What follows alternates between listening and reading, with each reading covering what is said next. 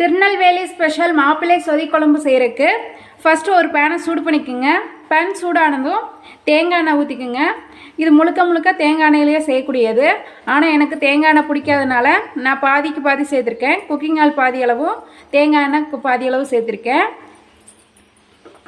சேர்த்துட்டு எண்ணெய் சூடானதும் 1/4 ஸ்பூன் அளவு கடுகு சேர்த்துக்குங்க. கடுகு நல்லா பொரிஞ்சதும் 1/4 ஸ்பூன் அளவு சோம்பு சேர்த்துக்குங்க. இந்த டைமில் நீங்கள் சோம்பு பிடிக்கும்னா சோம்பு சேர்த்துக்குங்க, சீரகம் பிடிக்கும்னா சீரகம் சேர்த்துக்குங்க. சோம்பு பொரிஞ்சதுக்கப்புறமா ஒரு கொத்த அளவு கருவேப்பிலை சேர்த்துக்குங்க. ஒரு மீடியம் சைஸ் பெரிய வெங்காயத்தை பொடியாக கட் பண்ணி சேர்த்துக்குங்க. பெரிய வெங்காயத்துக்கு பதிலாக நீங்கள் 10 சின்ன வெங்காயம் கூட சேர்க்கலாம், டேஸ்ட் நல்லாயிருக்கும். ட்ரெடிஷ்னல் ஃபுட்டில் வந்துட்டு சின்ன வெங்காயம் தான் சேர்த்து செய்வாங்க. ஆனால் எனக்கு சின்ன வெங்காயம் கிடைக்காதனால பெரிய வெங்காயம் சேர்த்து செய்கிறேன். வெங்காயம் நல்லா கண்ணாடி பதத்துக்கு வதங்கட்டும்.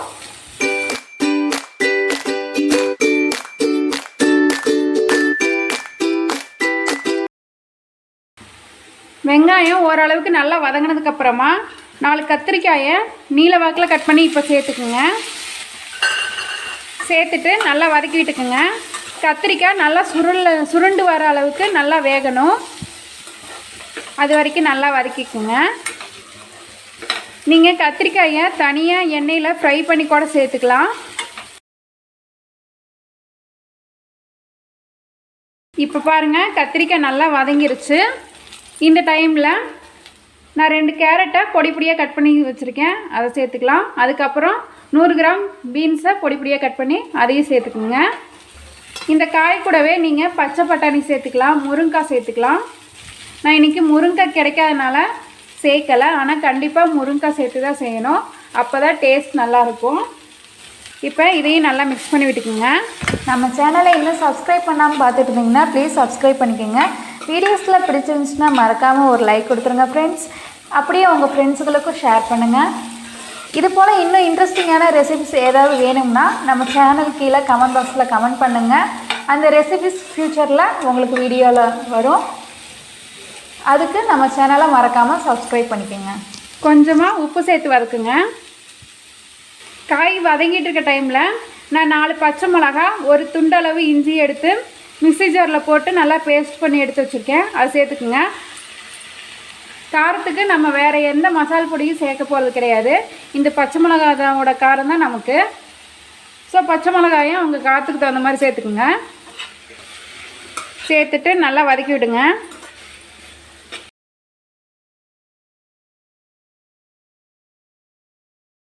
இந்த டிஷ் முழுக்க தேங்காய் பால்லே செய்யக்கூடியது. அதனால் நான் வந்துட்டு இப்போ ஒரு பெரிய தேங்காயை எடுத்து அதில் அரை மூடியை வந்துட்டு தேங்காய் பால் எடுத்து வச்சுருக்கேன். 2 விதமாக தேங்காய் பால் எடுக்கணும். திக்காக எடுக்கக்கூடிய தேங்காய் பால் நம்ம லாஸ்ட்டாக தான் சேர்க்கணும். செகண்டாக எடுக்கக்கூடிய பாலை வந்துட்டு இப்போ சேர்த்துக்குங்க. சேர்த்துட்டு இதில் வெஜிடபிள்ஸ்லாம் குக் பண்ணி எடுத்துக்கோங்க. இப்போ இந்த காயெல்லாம் நல்லா தேங்காய் பாலில் குக்காகி வரட்டும். இப்போ பாருங்கள், காயெல்லாம் நல்லா குக்காயிருக்கு. இந்த டைமில் நான் ஒரு 1/4 கப் அளவு பாசிப்பருப்பு எடுத்து வேக வச்சு வச்சுருக்கேன், அதை சேர்த்துக்குங்க. சேர்த்துட்டு நல்லா மிக்ஸ் பண்ணி விட்டுக்குங்க.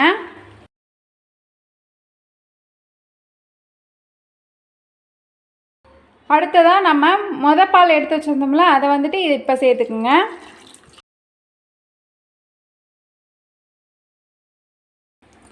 சேர்த்துட்டு இதையும் நல்லா மிக்ஸ் பண்ணி விட்டுக்குங்க. 1/4 ஸ்பூன் அளவு மஞ்சத்தூள் சேர்த்துக்குங்க. குழம்புக்கு தேவையான உப்பு சேர்த்துக்குங்க. சேர்த்துட்டு நல்லா மிக்ஸ் பண்ணி விட்டுருக்குங்க. இது வரைக்கும் நம்ம சேனலை சப்ஸ்கிரைப் பண்ணாமல் பார்த்துட்டு இருந்தீங்கன்னா ப்ளீஸ் சப்ஸ்கிரைப் பண்ணிக்கோங்க ஃப்ரெண்ட்ஸ். நம்ம வீடியோஸ்லாம் பிடிச்சிருந்துச்சுன்னா ஒரு லைக் பண்ணிடுங்க. இது மாதிரி டிஃப்ரெண்ட்டாக ஏதாச்சும் வீடியோ வேணும்னா கமெண்ட் பாக்ஸில் கமெண்ட் பண்ணுங்கள். நெக்ஸ்ட் வீடியோவில் உங்களுக்கு அது கொடுக்குறேன். இப்போ இது ஒரு கொதி வர ஆரம்பிக்கும் போது ஸ்டவ்வை ஆஃப் பண்ணிடுங்க. இப்போ பாருங்கள், கொதிக்க ஆரம்பிக்குது. இப்போ ஸ்டவ்வை ஆஃப் பண்ணிடலாம். லாஸ்ட்டாக 1/2 லெமன் சேர்த்துக்குங்க. அவ்வளோதான், சொதி குழம்பு ரெடி ஆயிடுச்சு. நான் இன்றைக்கி சொதி குழம்போட பனியாரத்தை சைடிஷாக வச்சு சாப்பிட போகிறேன். நீங்கள் இன்னும் இது கூட இட்லி, தோசை, ஊத்தாப்பம், இடியாப்பத்து கூடலாம் வச்சு சைடிஷாக வச்சு சாப்பிடும்போது இன்னும் சூப்பராக இருக்கும்.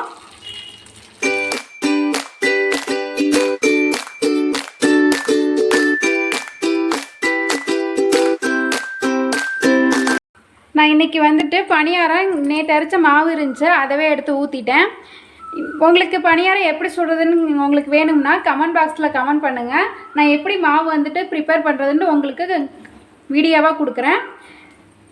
பணியாரம் ஊற்றுனதுக்கப்புறம் ஹை ஃப்ளேமில் வைக்கக்கூடாது, மீடியம் ஃப்ளேமில் தான் வைக்கணும். ஹை ஃப்ளேமில் வச்சிங்கன்னா உள்ளே இருக்க மாவெல்லாம் வேகாது, அடியில் மட்டும் கரிஞ்சு போயிடும். ஸோ மீடியம் ஃப்ளேமில் வச்சு குக் பண்ணுங்கள்.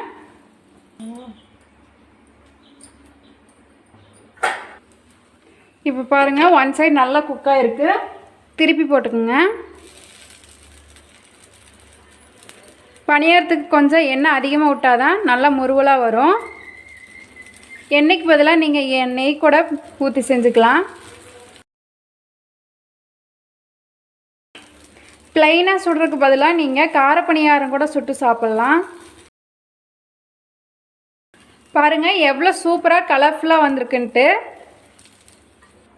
இப்போ பாருங்கள், அடுத்த பக்கமும் நல்லா கலராக வெந்துருச்சு. இப்போ எல்லாத்தையும் எடுத்துடலாம்.